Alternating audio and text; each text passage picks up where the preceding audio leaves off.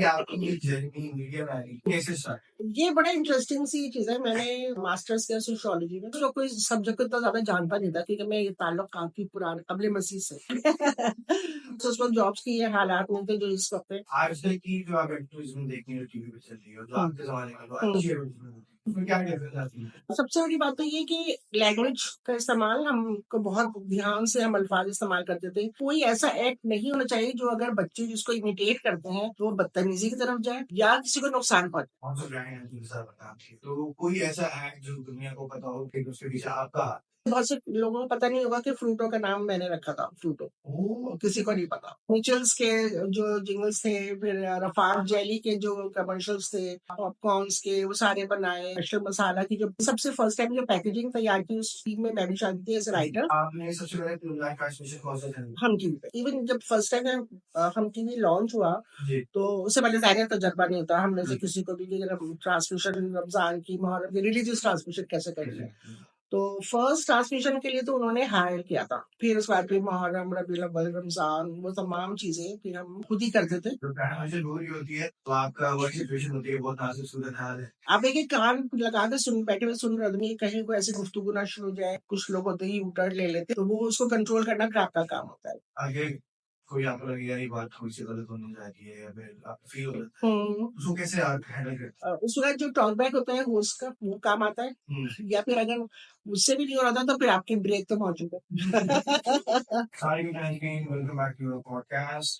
आज की जो पॉडकास्ट है वो काफी स्पेशल है बिकॉज आप देख सकते हैं कि हमारा स्टूडियो में हम नहीं है तो फिर आपको वॉइस क्वालिटी थोड़ा सा फर्क नजर आएगा उसके सॉरी। लेकिन हमारी पॉडकास्ट में जो आज हमारी गेस्ट मौजूद है वो पाकिस्तान टेलीविजन के लिए एक सरमाया है। उन्होंने उनकी खिदमत जो है वो बहुत अरसे से चली आ रही है और अल्हम्दुलिल्लाह ने उनको अभी तक उसी तरह एनर्जेटिक रखा हुआ है और अल्लाह उनको इसी तरह एनर्जेटिक रखे। मेरी मुराद नैयर बादशाह से अस्सलाम वालेकुम। वालेकुम सलाम, कैसे मिजाज? अल्हम्दुलिल्लाह, आप सुनाएं अल्लाह का शुक्र, मजे में। कैसा लग रहा है कि आप मेरे वाले साहब के इंटरव्यूज और इसमें आप कैसा होता था, अब उनका बेटा आपका इंटरव्यू कर रहा है तो बहुत खुशी भी हो रही है और हैरत भी हो रही है क्योंकि जाहिर है कि फसी भाई को हम बहुत सालों से जानते हैं। जब टीवी में काम नहीं करते थे तब हम उनको सुना करते थे, फिर ये मौका मिला कि उनको उनसे मिले, उनके साथ काम करें, उनके सामने बैठ के सुने और ट्रांसमिशन का हिस्सा रहे। और अब माशाल्लाह माशाल्लाह अब छोटे से तुम इतने बड़े हो गए हो कि अब अपनी अपनी पॉडकास्ट शुरू कर रहा हूं। अल्लाह मियां शुरुआत कामयाब करनी है आपने। इंशाल्लाह इंशाल्लाह इंशाल्लाह के कामयाबी है। तो लेकिन आपका मैं तो आपको कहता हूँ कि भाई साहब तो आपको कहते हैं तो मगर हर कोई को आपको कहता है ठीक है। तो मुझे ये बताएं कि आपकी ये जर्नी मीडिया में आने की कैसे स्टार्ट? ये बड़ा इंटरेस्टिंग सी चीज है। मैंने मास्टर्स किया सोशियोलॉजी में। अच्छा, उस जब सोशियोलॉजी मास्टर्स किया उसको कोई सब्जेक्ट इतना ज्यादा जानता नहीं था क्योंकि मैं ये ताल्लुक काफी पुराने कबले मसीह से तो हम लोग के पास कई कई जॉब्स थी मास्टर्स, उस वक्त जॉब्स की ये हालात नहीं थे जो इस वक्त है। तो मेरी फेडरल पब्लिक सर्विस कमीशन से सिलेक्शन हुआ। मेरी जो थी पोस्टिंग उन्होंने की हैदराबाद में। और हमारे उस समय बहुत एक दुबली पतली तिनका सी लड़की होती थी। तो सबके ना वहाँ कैसे जाएगी, अलग शहर में रहेगी, किस तरह से होगा।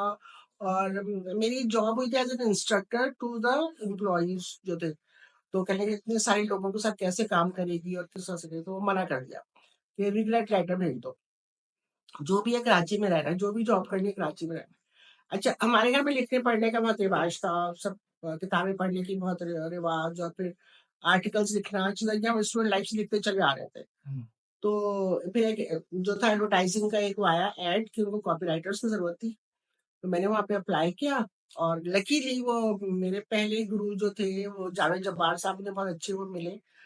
तो एडवर्टाइजिंग की वजह से मैंने कि अच्छा ये नहीं करना चाह रहा था, फिर ये करना है कि आप चाहे उसमें ये था कि आप चाहे कितने बजे भी रात को घर आए आपको घर आना है।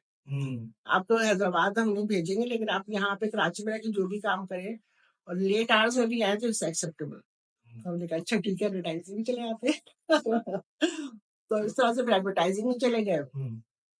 उसमें काम किया। आपकी कॉपीराइटिंग, मुख्तलिफ ब्रांड्स को प्रमोट करना, इश्तहार लिखना, जिंगल्स लिखना, प्रोड्यूस करना, कमर्शियल्स और तमाम चीजें। तो फिर वो करते रहे बहुत सालों तक। और फिर बीच में एक गैप था, शादी हुआ था, हम ईरान चले गए थे, तो वो कोई 7-8 साल गैप था, फिर दोबारा वापस आए, तो फिर दोबारा मैंने एडवर्टाइजिंग में शुरू किया काम। एंड उसके बाद फिर हम टीवी एंड फिर मसाला और चीज़ें, फिर वो मीडिया टीवी चैनल का सफ़र भी उसके बाद शुरू हुआ। तो आपकी जो जर्नी है उसमें एडवर्टाइजमेंट का बहुत बड़ा किरदार है, बहुत। जैसा लगता है। हाँ। तो आज तक की जो आप एडवर्टाइजमेंट देखी हो टीवी पे चल रही हो, जो हुँ। आपके ज़माने में वो हुँ। अच्छी एडवर्टाइजमेंट होती थी, हुँ, ठीक है? हुँ। उसमें क्या डिफरेंस आती है? सबसे बड़ी बात तो ये कि लैंग्वेज का इस्तेमाल हमको बहुत ध्यान से हम अल्फाज इस्तेमाल करते थे। जो हमारी कमर्शियल्स होते थे उसमें जो एक्शंस होते थे, क्योंकि ज़्यादा हम लोग बच्चों के प्रोडक्ट्स पे सब काम करते, उसमें ये होता था कि कोई ऐसा एक्ट नहीं होना चाहिए जो अगर बच्चे जिसको इमिटेट करते हैं, तो वो बदतमीज़ी की तरफ जाए या किसी को नुकसान पहुँचाए। ये हमारा जो था, मतलब अब जैसे जब हमारे ज़माने में एडवर्टाइज़िंग होती थी, तो उसमें अगर कोई बच्चा बड़े के सामने रखी प्लेट से बिस्कुट उठा ले, तो उसको ये फ़ौरन ये सीन काट दिया जाता था कि आपने सोचा भी कैसे? और अब इसको जो तरह प्लस पॉइंट समझ के कह रहे, देखो बच्चे को ये ऐसे कि अब्बा की प्लेट से या अम्मा की प्लेट पे से उठा के भाग गया। तो ये फ़र्क आ चुका है सोच का, चीज़ों का। ज़बान बहुत सादा इस्तेमाल होती थी। पन होता था, लेकिन इस तरह का पन नहीं होता था जैसे आजकल हो रहा है। वो और हम रोमन में लिखे जा रहे थे, तो पढ़ने में और उसमें आपका बहुत फ़र्क पड़ जाता है। ये चीज़ बिल्कुल नहीं थी। तो कमर्शियल्स का नाम लिखते थे, जिंगल्स लिखते थे, जो लोगों को अच्छे भी लगते थे। बिल्कुल। आप बहुत से एडवर्टाइजमेंट, बहुत से ब्रांड हैं हुँ। जिनके साथ आपने काम किया। तो कोई ऐसा है जो दुनिया को पता हो, लेकिन उसके पीछे आपका हाथ था? एडवर्टाइज़मेंट में लोगों को सिर्फ़ जो आपकी कम्युनिटी है एडवर्टाइज़िंग, उसको ही पता होता है कि किसने बनाया है, बाकी दुनिया को पता नहीं होता। तो लाइक जैसे बहुत से लोगों को पता नहीं होगा कि फ्रूटो का नाम मैंने रखा था, फ्रूटो। किसी को नहीं पता होगा। फिर म्यूचुअल्स के जो जिंगल्स थे, फिर रफ़ान जेली के जो कमर्शियल्स थे, और वो तमाम पॉपकॉर्न्स के वो सारे बनाए। फिर जो आपके नेशनल मसाला की जो इन सबसे फर्स्ट टाइम जो पैकेजिंग तैयार की, उस टीम में मैं भी शामिल थी एज़ अ राइटर, और हमारे वो थे स्टूडियो के जो ग्राफिक डिज़ाइनर। तो हमने मिलके डिज़ाइन किया था कि हम फिनिश प्रोडक्ट दिखाएँ, मसाले दिखाएँ। तो देखिए पहली दफ़ा एक पैकेजिंग का स्टाइल दिया गया था जब नेशनल ने फर्स्ट टाइम रेसिपी बेस्ड मसाले निकाले थे। इससे पहले सिर्फ़ अलग-अलग मसाले होते थे, ये रेसिपी वाले नहीं होते थे। फिर उसके बाद से आज तक वही ट्रेंड जो है वो फ़ॉलो हो रहा है कि आप जो कोरमा है तो कोरमे की शक्ल दिखा रहे हैं, और अगर तिक्का है तो तिक्का लिख रखा हुआ है। उस डिज़ाइन से जो हमने डेवलप किया था एमएनजे में, उससे आज तक ये बाहर नहीं निकल सका।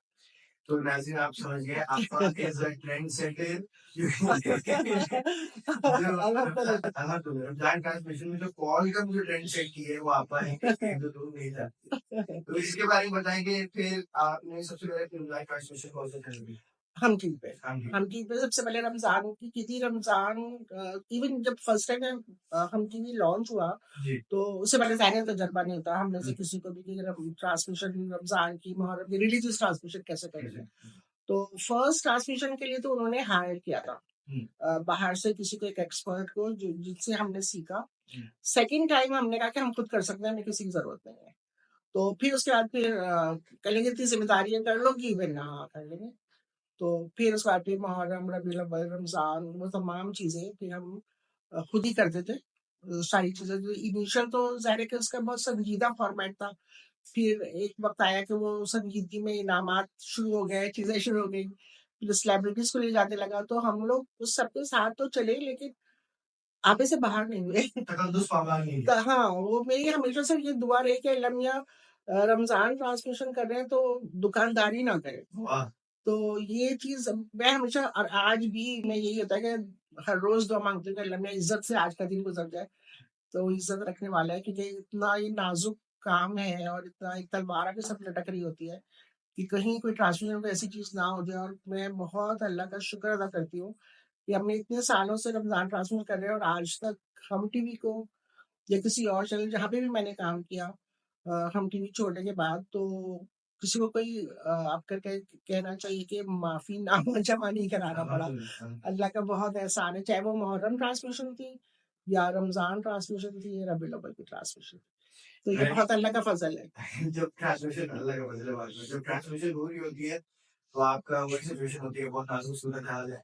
आप एक-एक कान लगा के बैठे हुए सुन रहे होते हैं। ऐसा लगता है कि आप बैठे हुए हैं, लेकिन आपके पूरी हिस्सियात, उसमें लगी हुई होती हैं कि कहीं कोई ऐसी गुफ्तगू ना शुरू हो जाए, कोई कभी-कभी कुछ लोग होते हैं यू-टर्न ले लेते हैं, बिल्कुल।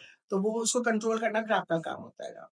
तो आप अगर कहें कि रमज़ान ट्रांसलेशन में सब कुछ ऑब्वियसली लाइव हो रहा होता है, हुँ, तो अगर कोई आपको लगे यार ये बात थोड़ी-सी गलत होने जाती है या फिर आपको फ़ील हो जाता है, हुँ। उसको कैसे आप हैंडल करते हैं? उस वक़्त जो टॉकबैक होता है वो उसका वो काम आता है, हुँ। या फिर अगर मुझसे भी नहीं हो रहा था तो फिर आपकी ब्रेक तो मौजूद है। तो ब्रेक में चले आते हैं। ब्रेक पे चले जाते हैं। हाँ। चलिए तो अब रमज़ान ट्रांसलेशन में ऑब्वियसली इतने डिफरेंट मकातब के लोगों को साथ इकट्ठा करना, हुँ, उसके बाद ऑब्वियसली सेलिब्रिटीज़ होते हैं ये हुँ, भी अपने हुँ, उसमें, हुँ। तो उनको मैनेज करना कितना मुश्किल है? मैनेज करना मुश्किल नहीं होता अगर आप अ, कुछ पता हो कि जो सामने वाला शख्स है उसकी कैसे तकरीम करनी है। आपके पास जिसको बुला रहे हैं, हुँ, तो उसकी इज़्ज़त देना, उसको प्रोटोकॉल देना, उसकी ख़याल रखना उसका, वो आपका फ़र्ज़ है। अगर आप ये नहीं करेंगे तो इसीलिए देखिए, मैं कुछ लोग अगर मुझसे भी 10 और 12 साल के बाद मिल रहे हैं तो वो उनको मेरा नाम याद है और अच्छे लफ्ज़ों में वो मुझे याद कर रहे हैं कि आप अच्छा यहाँ पर हैं, तो क्यों? मैं कोई मिस वर्ल्ड तो हूँ नहीं। वो जो है, आप यही चीज़ को याद है ना कि आपने उनको तमीज़ तहज़ीब के बिल्कुल। साथ उनको जो है उनसे पेश आपका आना। इख़्लाक़ क्या है बेसिकली? बस तो कि आपने उनके खाने-पीने का ख़्याल रखा, उनके उठने-बैठने का ख़्याल रखा, उनके पिक एंड ड्रॉप का प्रॉपर ख़्याल रखा। तो बस यही चीज़ें होती हैं जो आप रखें और वो आप किसी को भी देंगे, तो इन रिटर्न आपको कोई तंग नहीं करता। कम से कम मैंने तो नहीं देखा आज तक, चाहे वो उलमा हो, नाख़्वा हो या इवन अदाकार हो। हुँ, तो अल्लाह का शुक्र है मेरे साथ तो सारे लोगों का रवैया बहुत अच्छा हाँ। है। नहीं, मेरा जो सवाल का मकसद था वो ये था कि मैं जैसे बिज़नेस ओनर हूँ, तो मुझे और रेस्टोरेंट का मसला है मेरा, हुँ, तो अब वहाँ पे अगर कोई एम्प्लॉयी नहीं आ रहा हुँ, टाइम पर हुँ, और दूसरे अपनी दूसरी शिफ्ट खत्म हो गई है, तो हुँ, मुझे टेंशन शुरू हो जाती है कि यार उसको कॉल करूँ क्यों नहीं आया? हुँ। ये देखिए, स्टाफ़ का मामला अलग है जी, और मेहमानों का मामला अलग है। हुँ, ये 2 अलग-अलग लोग हैं। बिल्कुल, आप दोनों का मिक्स नहीं कर सकते। बिल्कुल, अगर मेरा कोई असिस्टेंट जो है वो कोई जेन्युइन उसकी प्रॉब्लम नहीं है, तो हुँ, मैंने डाँटा भी है हुँ, और सब डरते भी हैं मुझसे हुँ, कि मतलब मुझे मुझे इतना गुस्सा ना आए कि मैं डाँटूँ। हुँ। तो कोशिश होती है कि ऐसी कोई हरकत ना आपको गुस्सा करें। आता है कैसे? हाँ, हो जाता ये गुस्सा लगे है। देख के मेरा नाम इतना गरम है कि लोग कहते हैं कि आपको कैसे गुस्सा नहीं आता। बट वो मैंने कंट्रोल करना सीखा। मैंने सीधी-सी बातें कंट्रोल मेरे आपको पता है नैयर का मतलब क्या है? दोपहर का सूरज, जो इंतहाई तमाज़त पे अच्छा, होता है, तमाज़त पे होता है। तो लेकिन वो कहेंगे लगता तो नहीं, मगर ये कि आपने सीखा कि भई देखिए सामने वाला जो है आपको एक तो ये कि जो आपके अंडर जो काम कर रहे हैं ना, आप उनके लिए सिर्फ़ बॉस नहीं है, आप उनके लिए फादर फिगर या मदर बिल्कुल, फिगर है। बिल्कुल, तो आपको हर एक का ख़्याल रखना है। कि किसी को कुछ भी मजबूरी हो सकती है, अगर मुझे हो सकती है तो उनको भी हो सकती है। इसलिए आप उसको नहीं डाँटेंगे कि वो आपके अंडर काम करे तो आप उसकी गर्दन दबा दें। आप पूछो तो सही मसला क्या है? कोई भी बिलावज़ह अपनी नौकरी से देर या लापरवाही नहीं करना चाहता। हुँ, तो आप उस चीज़ को एड्रेस कर लेंगे तो आपको मतलब आउट ऑफ द वे जाके काम करेंगे आपके लिए। मुझे कभी मसला नहीं हुआ, मतलब मेरे लिए रात के 2-2 बजे तक भी लोग रुके हैं, पूरी-पूरी रात भी रुके हैं अच्छा और मैं अपना एक्सपीरियंस एक बताऊँ थोड़ा-सा हर्टफुल है, कैसे हाँ। है? ऑब्वियसली मेरे पास वहाँ पे इंडियंस भी काम कर रहे हैं, मेरे पास वहाँ पे अफगानी भी काम कर रहे हैं, मेरे हुँ, पास वहाँ पे बांग्लादेशी भी काम कर रहे हैं, मेरे पास पाकिस्तानी भी काम कर हुँ। रहे हैं। लेकिन मुझे जिस एम्प्लॉयी ने सबसे ज़्यादा तंग किया वो पाकिस्तानी। उसने सोचा होगा अपना गिराइए जो कर लो। नहीं वो वही कि अब जो इंडियन उनका वर्क एथिक बहुत अच्छा है। हुँ, क्योंकि अगर तो 4 बजे टाइम है, तो वो हुँ, 3:55 पे इन होंगे हुँ, हुँ। और अगर लेट हो गए किसी वक़्त तो उन्होंने मुझे कॉल कर दी कॉल थी कर कि भाई हम ट्रैफिक में फँस गए हैं, सवा हाँ, 4 तक हो जाएगा, सही। प्लीज़ कैंसल कर दो। हाँ। पाकिस्तानी का अगर 6 बजे टाइम है तो 6 बजे मैं उसको कॉल कर रहा होता हूँ, वो बिस्तर पे होता है कि भाई आ जाओ और वो 7 बजे आ रहा है। देखिए, हमने जो सीखी ना तो टाइम मैनेजमेंट और टाइम की पाबंदी करना, वो हमने सीधी-सी बात अपने घरवालों से सीखा और फिर अपनी जॉब से सीखा। एडवर्टाइज़िंग में ख़ास तौर से जावेद जब्बार। तो उसमें ये था कि आपको वक़्त पे पहुँचना है। Time is money. और उसमें ये होता था कि अगर आपको लेट हो रहा है किसी वज़ह से तो आप टेलीफ़ोन करके बताएँगे। अब जैसे हम लोग किसी मैं लहरी साहब का इंटरव्यू करने जा रही थी। हुँ, मतलब होस्ट उसकी मेहताब राजनी थी और मैं उसकी प्रोड्यूसर थी, राइटर थी। तो अब हम लोग ट्रैफिक जैम में सिर्फ स्क्वायर पे फँस गए और देर हो गई और वो बहुत वक़्त की पाबंदी है, अगर 5 मिनट आए तो फ़ौरन उन्होंने कह दिया, मैं उनसे मिलने भी गई थी। आप 5 मिनट लेट आई हैं। मैंने कहा मुझे आपका अपार्टमेंट नहीं मिला था तो लिफ्ट में मुझे देर हुई है। तो अब मैं उनको हर 5 मिनट के बाद 10 मिनट में फ़ोन कर रही थी कि मैं अब हँसी से फँसी हुई हूँ। उनका घर नीपा पे था कि मैं यहाँ पे पहुँच गई हूँ, यहाँ पे पहुँच गई हूँ। तो हम लोग कोई तकरीबन 40 मिनट्स उस एक छोटे से टुकड़े में फँसे हुए थे, जो उनके घर पहुँचे। तो क्योंकि मैं उनको मुझसे भी इन्फॉर्म कर रही थी तो वो नाराज़ नहीं हुए। बल्कि उन्होंने कहा अच्छा पहले बैठ जाए, पानी-वानी पी लें, उसके बाद फिर अपना कैमरा सेट कीजिएगा और सब चीज़ें कीजिएगा।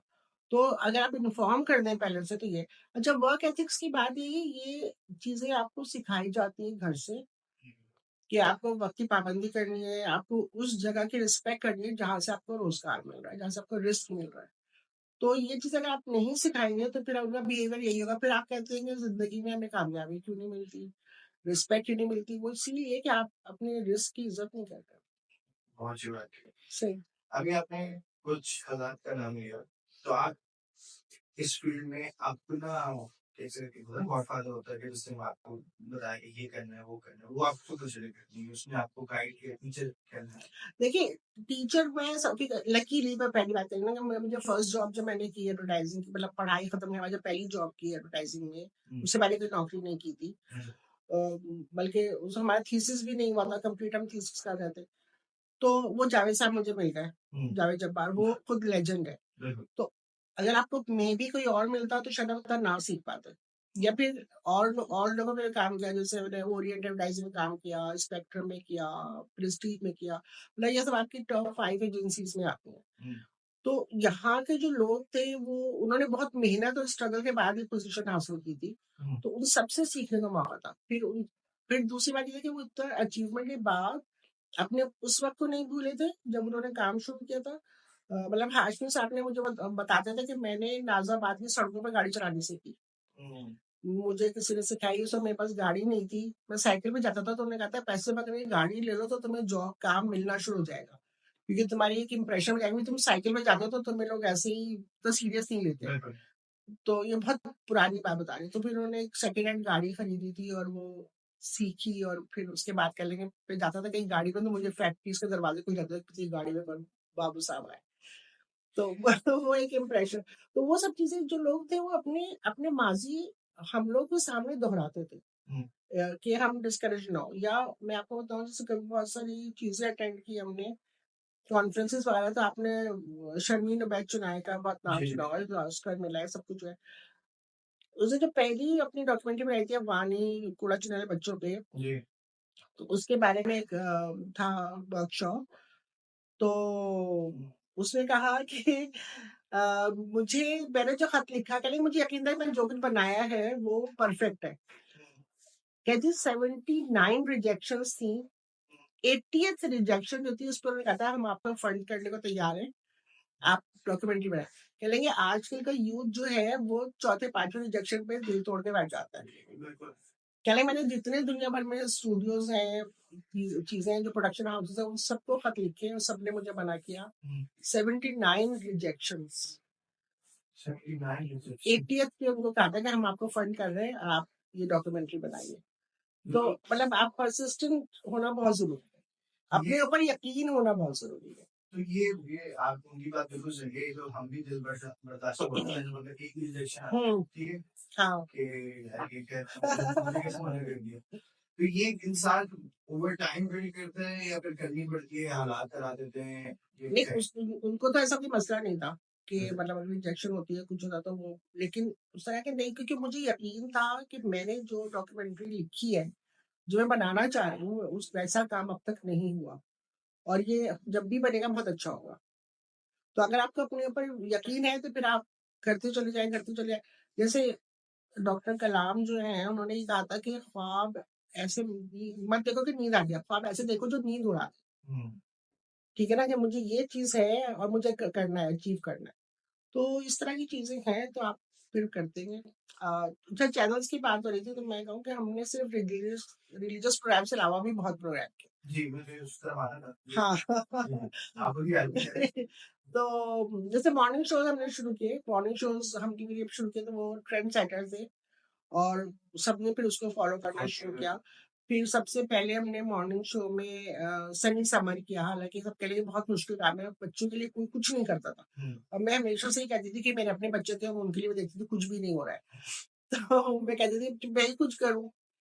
तो सनी सेवन हमने शुरू किया 2 साल पहले किया, फिर दूसरे सारे चैनल्स ARY और जियो और ये और उन सब ने भी मॉर्निंग शोज़ में 1 घंटा जो था सनी स मतलब बच्चों के लिए कॉपी कर दिया, गर्मी की छुट्टी वो जब हमने बंद किया तो उन्होंने भी बंद कर दिया। तो ये जो चीज़ें हैं, बहुत सारे प्रोग्राम्स किए जो अपने ट्रेंड सेटर्स थे। अब उनकी पॉलिसीज़ चेंज हुई है, तब ज़्यादा वो ड्रामे पे लोगों का फ़ोकस है। तो पाकिस्तान के तो मॉर्निंग शो इंट्रोड्यूस कराने वाली भी एक तरह से आपकी टीम है, राइट?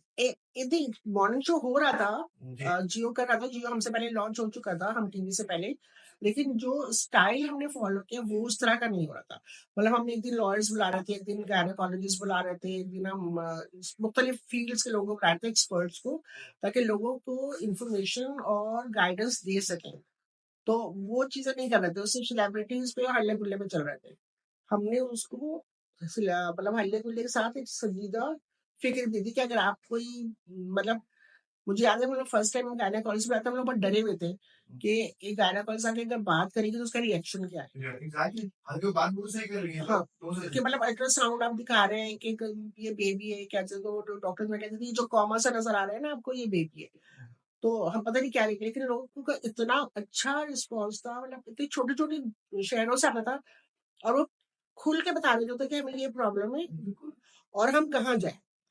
अब हर चीज़ को उन्होंने वो बना दिया ना टैबू, जिसमें कि इसके बारे में बात नहीं हो सकती, उसके बारे में बात नहीं हो सकती, आजकल तो हेल्थ रिलेटेड चीज़ थी। जब फर्स्ट टाइम हमने एड्स के ऊपर बात की तो हमारा स्टाफ इतना एजुकेट हुआ उसके अंदर।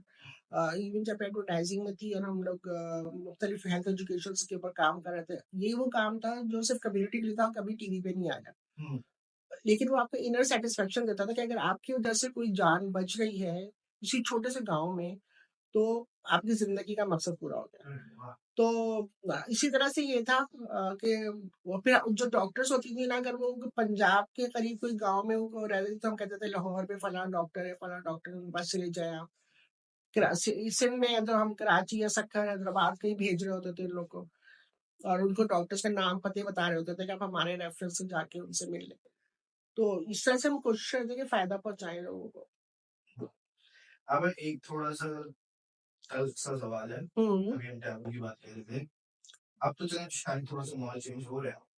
बट एक ज़माने में ये था कि भई अगर लड़की मीडिया में चली गई तो बस यानी वो लड़की का किरदार नहीं आ सकता। हाँ हाँ बिल्कुल, तो मैंने तो तजर्बा किया है। अच्छा। जब मैंने ड्रेसिंग ज्वाइन की थी तो उस जमाने में मतलब हमारे क्लास के लोग जो थे, मिडिल क्लास के लोग, वो एडवर्टाइजिंग में नहीं जाते थे। सिर्फ आपकी एलीट क्लास जो थी वो जाती थी, या वो लोग जाते थे जो जिनके लिए स्मोकिंग ड्रिंकिंग ये चीजें बहुत नॉर्मल होती थी। हुँ।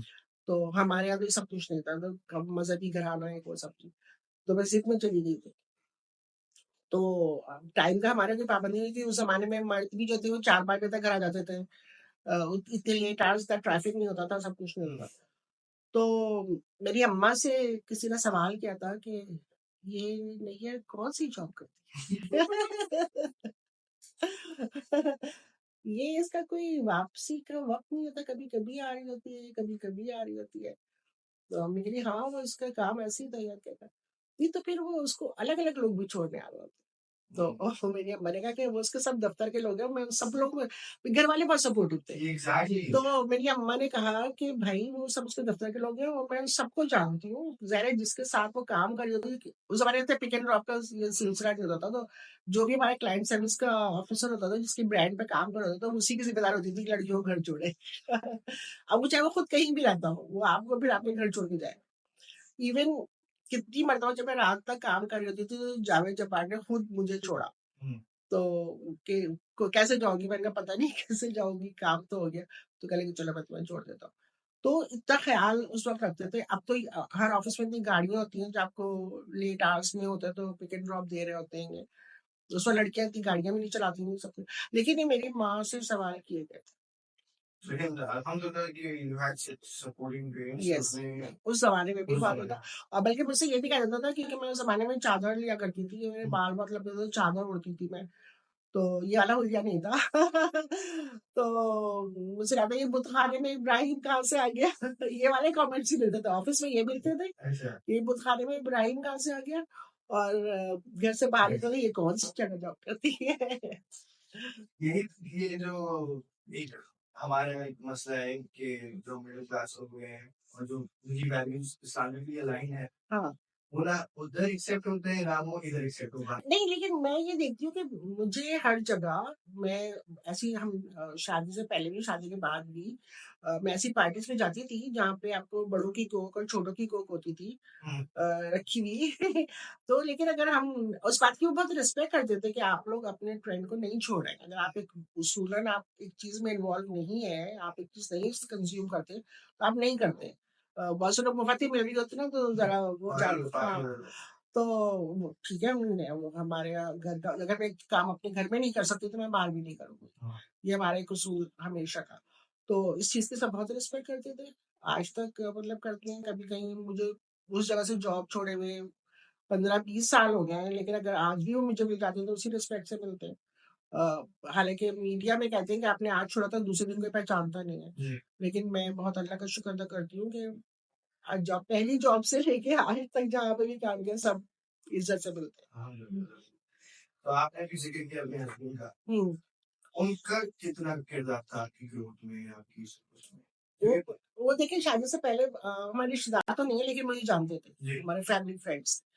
और उन्होंने मुझे देखा हुआ था हुँ, कि मैं लड़कों की तरह से हूँ, कभी रात को 11 बजे आ रही हूँ, कभी 10 बजे आ रही हूँ, मैं अकेले ट्रैवल भी करती थी, हुँ, सारी चीज़ें थी, तो उनको पता था। हुँ, लेकिन जब हम शादियों के में गई हूँ तो मैं एक गाँव में रही, हुँ, बिल्कुल एक रिमोट एरिया था, हम ईरान में थे, इनकी पोस्टिंग थी हुँ, एज़ अ डॉक्टर, तो हमने ऑप्ट किया था कि गाँव में रहना, शहर में रह-रह के थक चुके थे।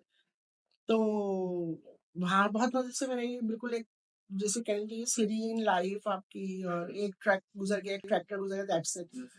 तो मतलब जब वापस आए हम लोग पाकिस्तान तो मैं दोबारा जब जॉब शुरू की, तो मतलब मुझे उसमें कोई मसला नहीं हाँ, हमने अपनी ज़िंदगी में एक उसूल बनाया था मैंने जी। मेरी मियाँ ने, मैं सबको बताती हूँ कि हम दोनों ने तय किया था कि मीडिया में बहुत ज़्यादा फंक्शन्स होते हैं हुँ, और फार्मास्यूटिकल्स के भी बहुत ज़्यादा फंक्शन्स होते हैं। हुँ, तो हमने ये तय किया था कि अगर फैमिली इन्विटेशन नहीं है तो हम नहीं जाएँगे। अगर वरना तो हम घर पे होंगे ही नहीं, हर रोज़ कुछ ना कुछ कहीं न कहीं हो रहा होगा। तो फैमिली तो शुरू में तो लोगों को हैरत होती थी, फिर बाद में उन्होंने हमें बुलाना छोड़ दिया था कि फैमिली इन्विटेशन है तो हम आएँगे वरना हम नहीं आएँगे। हुँ, और दूसरी चीज़ जो मैंने की थी अपने बच्चे के साथ कि मैंने ट्यूटर नहीं रखा था। या मैं या मेरे में कितने भी थके हुए हों, उनका होमवर्क हमें ही कराना होता था, तो हमें बाय फ़ोर्स 1 से 2 घंटा उनके साथ बैठना ही होता था। हाँ, ताकि आपका जो कनेक्शन है, वो हमारी जॉब की वज़ह से हम दोनों की जॉब्स की टाइमिंग्स जो चीज़ कॉमन है वो टाइमिंग्स है। ना उनके डॉक्टर के कोई टाइमिंग्स होते हैं, ना हमारे टाइमिंग होते हैं क्योंकि मेरे मियाँ पल्मोनोलॉजिस्ट हैं। हुँ, तो इमरजेंसी अगर उधर साँस नहीं आ रहा बंदे का, तो वो तो जब तक उसका साँस स्टेबल नहीं जाएगा, वो हिल नहीं सकता। जी, तो सिर्फ़ ना उनके कोई टाइमिंग्स थे वापसी के, ना मेरे कोई टाइमिंग्स थे। हुँ, तो उसमें भी ये था कि हम जो है अभी ट्रैवलिंग बहुत थी उस ज़माने में। हुँ, रेकी के लिए जा रहे हैं, शूटिंग के लिए जा रहे हैं, कुछ कर रहे हैं। तो फिर या तो वो होमवर्क करवाते थे वापस आके या मैं करवाती थी, ट्यूटर हमने नहीं रखा था। हालाँकि हम लोग के लिए बहुत सख्त हो जाता था कभी-कभी बट वो बहुत ज़रूरी था अपने बच्चों से कनेक्ट रहने के लिए। तो इसी वजह से अल्लाह का शुक्र है कि जो हम हमारे मेरे 2 बच्चे हैं, बेटा एक बेटी, अब तो माशाल्लाह दोनों शादीशुदा हैं। तो हम चारों की जो बॉन्डिंग थी वो इतनी थी कि हमें किसी पाँचवें की ज़रूरत नहीं महसूस होती थी। वाह! तो ये अल्लाह का शुक्र उसकी वजह से सिर्फ़ थोड़ा-सा आपको सख्ती झेलनी पड़ती है माँ-बाप को। तो ये है। तो माशाल्लाह आपने हस्बैंड का ज़िक्र किया, उनकी भी वैसी जॉब आपकी भी कोई टाइप की है, तो आप लोग मिलते कब थे? हम लोग मिलते थे वो मैंने कहा था कि हम लोग जाते हम सिर्फ उन जगह पे जाते थे जहाँ पे हम चारों साथ जा रहे हो हुँ, वरना हम नहीं जाते थे। नहीं यानी फिर कभी आपने उनसे कंप्लेन की, उन्होंने आपसे कंप्लेन की कि यार उन्होंने मुझे टाइम नहीं बता रहे शादी में? नहीं नहीं नहीं नहीं। कभी नहीं क्योंकि पता था कि जॉब की तैयारी थी अगर अगर दूसरी बात ये थी कि अगर उनको ये पता था कि मेरा काम अगर रात को 2 बजे खत्म होगा हुँ, तो मैं रुकूंगी नहीं मैं सीधी घर वापस आऊंगी नो पार्टी टाइम हुँ, जो हम लोग जैसे बाहर जाते थे, शहर से बाहर ट्रैवल के लिए जाते थे, तो नॉर्मली लोग 1-2 दिन की अपनी सीट आगे बढ़वा लेते थे। मेरा अगर दोपहर में काम खत्म हो रहा है, तो मैं रात की फ्लाइट से घर वापस आ जाती थी। तो उनको ये पता था कि काम खत्म होगा, तो इसने घर आना है, इसने वहाँ पे बैठ के लोगों के साथ नाश्ते पे नहीं निकल के जाना, लेट नाइट पार्टी नहीं करनी, कुछ नहीं करना, इसने घर आना है। तो इसलिए हमें कभी इस तरह का मसला नहीं हुआ और ये मुझे भी पता था कि इनका जैसे ही काम खत्म होगा, सीधे घर आएँगे। तो भाई ये ट्रस्ट होता है एक-दूसरे के ऊपर, वरना तो तो करने के लिए तो बहुत कुछ है। अब आज के ज़माने में कोई कमी आज नहीं के ज़माने में कोई नहीं है। है। आज के ज़माने में आपको निकलने की भी ज़रूरत नहीं है, आपके फ़ोन से आप सब कुछ कर सकते हैं। नहीं, हम तो निकले नहीं होते थे ना, हाँ, तो अगर बिल्कुल। जैसे मैं एडिट पर हूँ, हुँ, मेरी रात के 2 ढाई बजे एडिट खत्म हो रही है, हुँ, तो मैं उसी वक़्त घर आ जाती थी। मैं फ़ोन करती थी, मैं निकल रही हूँ, तो हुँ, ताकि वो जाग रहा हूँ, मुझे दरवाज़ा जैसे ही बेल बजाऊँ फ़ौरन दरवाज़ा खोल दे। या ये था कि टर्न होते हुए मैं कहती थी कि मैं टर्न हो रही हूँ, तो वो दरवाज़ा खोल देते थे कि आपको पता है हालात कराची के कैसे, तो आपको गेट पे ना रुकना पड़े। सर। आपने देखा है, आप सब हमारे व्यूअर्स को भी ये एस्टैब्लिश हो गया होगा कि आप उस फील्ड में कब से हैं और किस तरह आपकी अपब्रिंगिंग हुई और आप हुँ, किस तरह इस फील्ड को लेके चली हैं, अपने मज़हब को लेके चली साथ में। तो आजकल की जो लड़की जो आना चाहती है हुँ, मीडिया में, ठीक है? हुँ। उसके साथ अगर कोई स्टिग्मा अटैच्ड है, तो उसको आप किस तरह बोलेंगे कि भाई नहीं, तो माहौल बहुत सही है? क्या आप, या अगर आप उसको ये मसला देंगे कि भाई ये तो बुरा भी है, अच्छा भी है, अभी तुम्हारे ऊपर डिपेंड। देखिए, वो हर जगह पर है, वो हर जी, फील्ड पे है। मतलब एग्ज़ैक्टली। आप ये नहीं कह सकते कि जो स्कूल में पढ़ाने वाली टीचर होगी, वो सारी की सारी पार्ट्स हैं हुँ, और जो मीडिया में काफ़ी साइड सारे ख़वातीन बुरी हैं, लोग हुँ, बुरे। मैंने शादी से पहले भी काम किया और शादी के बाद भी काम कर रही हूँ। तो ऐसा कुछ नहीं है, हर जगह पे आपको खुद अपने बार सेट करने पड़ते हैं कि क्या है, आपको खुद अपनी हदूद मुतय्यन करनी पड़ती है कि भई ये हद है, इससे आगे ना आप बढ़ेंगी और ना आप किसी को बढ़ने देंगी। वाह! तो दोनों तरफ से ये नहीं कि आप तो उस हद को क्रॉस करती रहें और हुँ, दूसरे को कहें कि तुम अपनी जगह पे रहो, तो ये मुमकिन नहीं है। तो उसमें दोनों जगह से होता है, दोनों तरफ से होता है। आप अपनी मतलब लैंग्वेज को, अपने अमल को, अपनी सब चीज़ों को आप देख के चलें। जिस तरह से आप बिहेव करेंगे वैसे ही आपको रिस्पॉन्स मिलेगा। क्योंकि जो भी काम कर रहा है सामने वाला बेवकूफ़ नहीं है। तो आप उसमें इजाज़त दे भी रही हैं और नहीं भी दे रही, तो ये चीज़ है। तो ये आपको खुद अपने स्टैंडर्ड सेट करने होते हैं, बार सेट करने होते हैं और उसको फिर आपको खुद सबसे पहले क्रॉस नहीं करना होगा। और अगर कोई क्रॉस करना चाहे, हुँ, तो आप पहली दफ़ा में ही उसे रोक दें। ये नहीं कि पहली दफ़ा आपने इग्नोर कर दिया, फिर अब आपने एक दफ़ा इग्नोर कर दिया तो फिर आपको बार-बार करना पड़ेगा। तो फर्स्ट टाइम ही कह दें कि जनाब, आप अपनी लिमिट से आगे बढ़ रहे हैं, अपनी लिमिट में रहिए, हम बहुत अच्छे दोस्त रहेंगे, अच्छे कोलीग्स रहेंगे, फिर कभी कोई मसला नहीं। आपा तो टीवी के साथ-साथ वाले साहब एक चीज़ कहते थे हुँ, कि जो नात ख़ाने में अभी थोड़े से मसले मसाइल शुरू हो गए, लोगों को तमीज़ नहीं रही कि क्या शेर पढ़ना है, हुँ, क्या शेर नहीं पढ़ना। और पुराने जो नात ख़ान थे उनमें ये अदब था, ये हुँ, सारी चीज़ें हुँ, थी। कहते हैं कि क्योंकि हमारी तर्ज़ का रेडियो पाकिस्तान थी। हुँ। तो रेडियो का क्या किरदार है एक इंसान को मीडिया में आने के लिए उसका तरबियत करने का? रेडियो जो है बहुत इम्पोर्टेंट मीडियम है और हम टीवी के आने के बाद विजुअल में इतने फँस गए कि हम उसकी इम्पोर्टेंस को भुला दिया हमने। उसकी पेनिट्रेशन बहुत ज़्यादा है, मतलब आप जब रेडियो सुन रहे होते हैं तो आप काम कर रहे होते हैं अपना। हुँ, आपके हाथ भी चल रहे होते हैं, आपकी आँखें भी चल रही होती हैं, आप खुद भी चल फिर रहे होते हैं, आपके कान उस पे लगे हुए होते हैं। जबकि टीवी आपका ऐसा मीडियम है जो आपको पाबंद कर देता है। हुँ, आपकी आँखें, आपका हाथ, आपकी हर चीज़ रुक जाती है। हुँ, वो सिर्फ़ टीवी को देख रही होती है। तो उस पे आप जैसे कह लीजिए उस शहर में मशहूर हो जाते हैं। बिल्कुल। तो बहुत पेनिट्रेशन है उसकी, हम उसको इस मीडियम को प्रॉपर्ली यूटिलाइज़ नहीं करें, जैसा कि करना चाहिए, नंबर 1।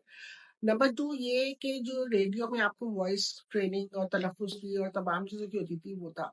इवन टीवी में भी पुराने लोग थे जो पहले काम करते थे, जब आहिस्ते से रिटायर होते जा रहे हैं, वो बहुत इस चीज़ों की एहतियात रखते थे कि आपके अशार का इंतख़ाब, कलाम का इंतख़ाब, तलफ़्फ़ुज़ इवन एडवर्टाइज़िंग में भी, कि हुँ, हम जो रिकॉर्डिंग करते थे तो वहाँ पे लुग़त रखी भी होती थी फिरोज़लाल, कोई भी अगर किसी लफ्ज़ में फँसे, तो फ़ौरन देख लेते थे कि ज़बर है कि ज़ेर है, क्या है। तो अब उन चीज़ों का ख़्याल नहीं किया जा रहा है, सब चलता है वाली बात आ गई है, हुँ, कि कोई बात नहीं, अगर भई माने बदल जाते हैं, राइट। ज़बर और ज़ेर से, और क़ुलू बहुत सारे अशआर में बहुत ज़्यादा हो जाता है, तो जब हम रिकॉर्ड करते थे नाते और मनक़बत और चीज़ें, तो बहुत दफ़ा तो मैं उसमें रिकॉर्डिंग से पहले ही उनको कह देती थी, ये शेर मत पढ़िएगा, हुँ, और बहुत दफ़ा अगर पढ़ दिया है तो हम उसको एडिट कर देते थे। लेकिन अब वो चीज़ें नहीं की जाती। बिल्कुल। अब नहीं है तो आप बहुत ज़्यादा उसमें फिर आगे चले जाते हैं और उसमें फिर ये होता है कि आपने ये क्या पढ़ दिया, ये किस तरह से कर दिया। तो इस सब चीज़ों में एहतियात जो है वो पढ़ने वाले के लिए भी लाज़िम है और जो रिकॉर्ड कर रहा है उसके लिए भी लाज़िम है। मतलब आप किसी एक को मुरीद इल्ज़ाम नहीं ठहरा सकते। दोनों के लिए ये चीज़ इम्पोर्टेंट है। तो आपा आपने बताया कि आप जिंगल्स वगैरह लिखती थीं बच्चों के लिए, तो इसके अलावा भी आपने कुछ लिखने का आपको शौक हुआ है? उसके अलावा मैंने फैज़ के लिए जो है फैज़ फाउंडेशन के लिए कोई 5-6 किताबें तर्जुमा की हैं और मैंने सुना है कि वो बहुत अच्छी तर्जुमा हुई है। जिसमें एलिस फैज़ के खतूत हैं जो उन्होंने फैज़ साहब को लिखे थे, उनके मेमोइर्स हैं जो दुनिया भर में हो गई, उनकी बायोग्राफी है, उनकी और चीज़ें, मुनीज़ आशफ़ी वो है। इसके अलावा मैं बच्चों के लिए कहानियाँ लिखती हूँ, ये छपती भी हैं और बहुत सारी मेरी कहानियों पे एनिमेशन जो यूट्यूब आपके चैनल्स हैं, उन्होंने एनिमेट भी किया है उनको। तो वो जैसे हिकायत शादी से कहानी को ले लिया, मुख्तलिफ दुनिया के जो फ़ोक टेल्स हैं मुख्तलिफ ममालिक की, वो फ़ोक टेल्स लेके हमने जो है ना उसको एनिमेट किया, सिम्प्लीफाई किया और उसको फिर उन्होंने एनिमेट किया। तो उसकी कोई रॉयल्टी वगैरह? कुछ जो को मैं पैसे मिले, कुछ तो मैंने दोस्ती में लिख दी कि चलो अच्छा मवाद बच्चों के लिए कुछ मिल जाए। कुछ जो लोग थे उन्होंने कहानी लिखने के पैसे दिए, मैंने पैसे लिए उनसे। रॉयल्टी-वॉयल्टी का तो कुछ नहीं लेकिन ये था कि उन्होंने वन टाइम जो था उसकी पेमेंट की। हाँ, तो वो चीज़ें हमें मिली और ये इस पे काम करने की बहुत ज़रूरत है बच्चों के लिए। Thank you so much. आपने अपने इस बिजी स्केड्यूल में हमें टाइम दिया। इंशाल्लाह नेक्स्ट टाइम जब मिलेंगे तो आपको एक प्रॉपर एनवायरनमेंट, प्रॉपर स्टूडियो में बुलाएंगे। Thank you.